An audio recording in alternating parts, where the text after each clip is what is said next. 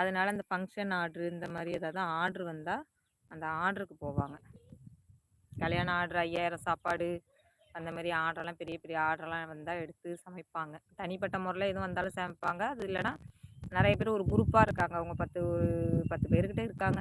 அவங்க ஒரு குரூப்பாக ஒரு ஃப்ரெண்ட்ஸாக இருக்காங்க. யாருக்கு ஆர்டர் வந்தாலும் அவங்கவுங்க வந்து கூப்பிட்டுட்டு போவாங்க எல்லா ஆர்டருக்கும். வெயில் வந்து சுள்ளுன்னு என் மூஞ்சில் அடிக்குது.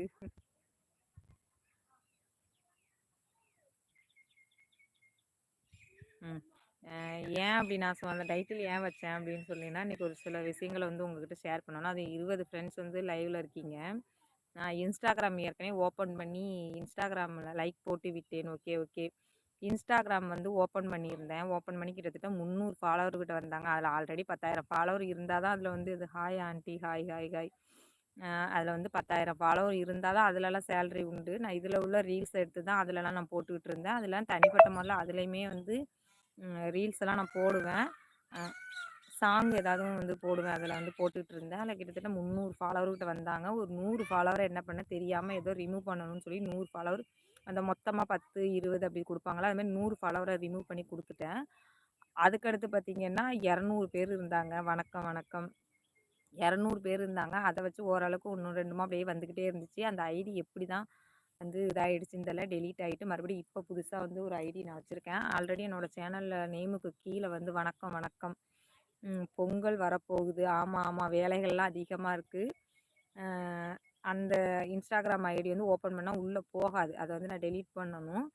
ஆனால் வந்து எனக்கு வந்து நீங்கள் இன்ஸ்டாகிராம் வந்து போய் எனக்கு வந்து நீங்கள் இதில் உள்ள சப்போர்ட் அதில் கொடுக்குற மாதிரி இருந்தால் இதே நேசமணி மகேஷ்ன்னு சொல்லி தான் நான் அதுக்கும் வச்சுருக்கேன் நேமு. அப்படி இல்லைனாலும் இங்கிலீஷில் நேசமணி அப்படின்னு சொல்லி டைப் பண்ணாலே என்னோடய லோகோ என்னோடய வீட்டுக்கார் ஃபோட்டோவும் என் ஃபோட்டோவும் இருந்த மாதிரி ஒரு லோகோ இருக்கும். கண்டிப்பாக இதில் உள்ள சப்போர்ட்டும் நீங்கள் அதுக்கு கொடுங்க. உங்களால் முடிஞ்சால் நேரம் இருந்தால் நீங்கள் இன்ஸ்டாகிராம் யூஸ் பண்ணுறவங்களா இருந்தால் கண்டிப்பாக சப்போர்ட் பண்ணுங்கள். நீங்கள் என்ன வேலை பார்க்குறீங்க? நான் வந்து வீட்டில் தானே இருப்பேன். எனக்கு வெளியிலலாம் நான் வேலைக்கு போக மாட்டேன். நான் என்ன வேலை பார்க்குறேன்னு சொல்லிட்டு பார்த்தீங்கன்னா வீட்டில் உள்ள வேலைகள் தான். வீட்டில் உள்ள வேலைகள் தான். இந்த நாங்கள் தோட்டத்தில் இருக்கோம் சேலரிக்கு, அந்த தோட்டத்து வேலை பார்ப்பேன். அது இல்லாதப்ப பக்கத்து தோட்டத்துங்களில் எதுவும் வேலை வந்தால் தோட்டத்து வேலைக்கு தான் நான் போவேன். வெளியிலலாம் வேறு எங்கேயும் நான் வேலைக்கு போகலை. எல்லா டீ சாப்பிட்டீங்களா? இல்லை. ஹாய் அக்கா ஹாய் அக்கா. டீ சாப்பிட்டீங்களா? இல்லைக்கா இனிமேல் தான் சாப்பிட்ணும். கடைங்களுக்கும் நான் 2 வருஷம் வேலைக்கு போயிட்டேன். Okay okay தேங்க்ஸ்க்கா தேங்க்ஸ்க்கா. கடைங்களுக்கும் நான் 2 வருஷம் வேலைக்கு போயிட்டேன். அது போக வாழ்த்துக்கள். வீட்டு வேலைக்கும் நான் போயிட்டேன். வீட்டு வேலைக்கெல்லாம் கிட்டத்தட்ட 4 வருஷம் நான் வீட்டு வேலை பார்த்துருக்கேன். அதுக்கும் நான் போயிட்டு வந்துட்டேன். கடைசியில் இப்போ வீட்டோடே இருந்தாச்சு. 1 வருஷமாக இப்போ வீட்டில் தான் இருக்கேன். பக்கத்தில் எதுவும் வேலை வந்தால் பார்த்துட்டு அந்த மாதிரி இப்போ வீட்டில் பசங்களாம் பார்த்துட்டு இந்த பக்கத்து வேலை பார்த்துட்டு நம்ம ஏதோ செலவுக்கு கிடச்சா போதும் அப்படிங்கிற மாதிரி தான் இப்போ வேலைக்கு போயிட்டுருக்கேன் நான். வெளியிலலாம் எங்கேயும் நான் வேலைக்கு போகல ஃப்ரெண்ட்ஸ்.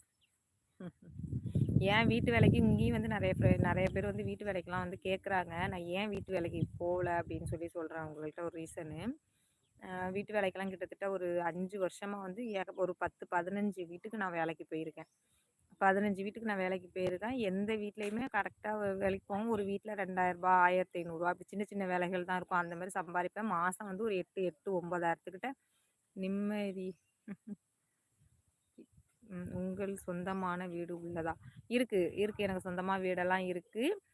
அந்த கதையும் நான் சொல்கிறேன். அது சொந்தமாக வந்து வீடெல்லாம் இருக்குது. பெரிய மாடி வீடெல்லாம் இருக்குது. சொந்த வீடு வந்து என்னோடய ஊர் கிராமம் களக்குடின்னு ஒரு ஊர். அந்த ஊரில் வந்து சொந்த வீடு இருக்குது, வயல் இருக்குது, எல்லாமே இருக்குது. ஆனால் எதுக்குமே நாங்கள் வந்து சொந்த வீட்டுக்கு போக முடியாத நிலைமையில தான் நாங்கள் இருக்கோம். என்ன காரணம்னு பார்த்தீங்கன்னா, இப்போ எனக்கு மேரேஜ் பண்ணினதுலேருந்து நானும் என் வீட்டுக்காரர் டவுனில் தான் வந்து சமையல் வேலை பார்த்துட்டு இருந்தார்.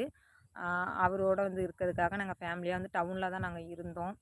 அங்கே எங்கள் மாமியார் மட்டும் தனியாக இருந்தாங்களா. அவங்க இந்த ஒரு கடன் பிரச்சனைக்காண்டி இந்த கடத்துக்கு அந்த கடத்துக்கு அப்படியே வட்டி வாங்கி அவங்க இறந்தும் போயிட்டாங்க. இறந்து போனோன்னே கடன் பிரச்சனை ரொம்ப ஆயிடுச்சு. உங்கள் அம்மா கடன் நிறைய வாங்கிட்டாங்க, அங்கே வாங்கிட்டாங்க இங்கே வாங்கிட்டாங்கன்னு ஏகப்பட்ட கடன் வாங்கி வச்சுட்டாங்க. கிட்டத்தட்ட ஒரு 5 லட்ச ரூபா கடன் மட்டும் ஊருக்குள்ளே வாங்கி வச்சுட்டாங்க. அதனால இந்த கடன்காரங்களாம் கொஞ்சம் நெருக்கடி பண்ணோன்னா கரெக்டாக கொரோனா லாக்டவுன் போகிறதுக்கு 10 நாளைக்கு முன்னக்கூட்டி இறந்துட்டாங்க. அப்புறம் வந்து இந்த கொரோனா லாக்டவுன் வந்துருச்சு. ரொம்ப எங்களுக்கு பாதிப்பு வந்துருச்சு. அதோட என் வீட்டுக்காரர் அவர் வேலை பார்க்குற கடையில் வந்து அந்த கடையும் மூடிட்டு அவங்களும் ஊரோட போயிட்டாங்க. எங்களுக்கு எந்த வேலையுமே இல்லாமல் ஆயிடுச்சு.